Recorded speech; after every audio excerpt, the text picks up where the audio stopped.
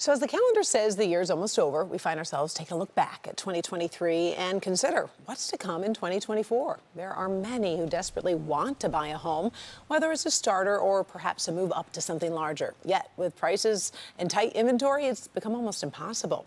So what do we do about this? That's a question we put to Local 4 business editor and certified financial planner Rod Maloney and his band of experts. This holiday season, a lot of people are finding they're in cramped houses they no longer can have their celebrations in. How about youngsters who no longer want to have the holidays in their apartment? Well, it's a tough market out there. High prices, high interest rates, high payments if they can even get into a house or even find a house. So how do you make it so next holiday season is that one that you really dream of? Let's take a look. For those of us who remember the 1980s, today's housing market isn't nearly as bad as those bad old days, but that's no small comfort for those who yearn to have that home of their own. Now, certified financial planner and CEO of Planning Alternatives, Nathan Mercereau, tells us this housing market puts everyone in a very strange spot. A lot of people who had planned on buying a house now have to put their plans on pause because some of these mortgage rates are much higher than they anticipated. Many who might sell don't because they need a mortgage for the next home and the cost is prohibitive. So fewer homes sell, but in a sad twist, the prices have stayed high.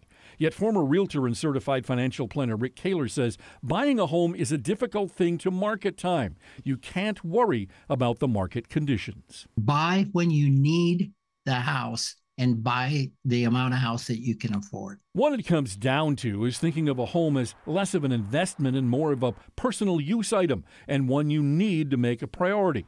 So, working toward a down payment needs to become that new New Year's goal. That we're going to sit down, take a look at our budget, and try to carve out enough to come up with that 10-20% down payment. A lot of people want to make quick decisions or impulsive decisions that may or may not be in their best financial interests. So the first thing is to outline a plan.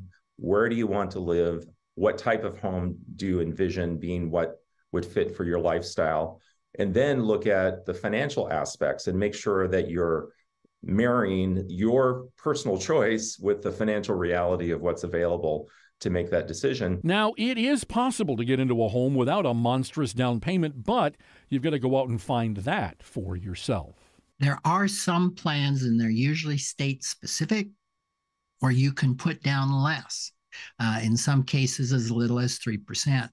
So do get an appointment with a loan officer, a mortgage lender of some type, and find out what the options are in your area. And if you are fortunate enough to be able to get that mortgage, find that house you want, please be cautious and don't spend every bit of cash you have just to get in the home. Because unless it's a brand spanking new home, chances are there are going to be expenses you're going to need that cash for. In Detroit, Rod Maloney, Local 4. Rod says he knows this is a frustrating topic, but the more information you have, the better armed you will be once that logjam breaks. By the way, he's linked a number of great articles on the ins and outs of home buying at clickondetroit.com, so check it out.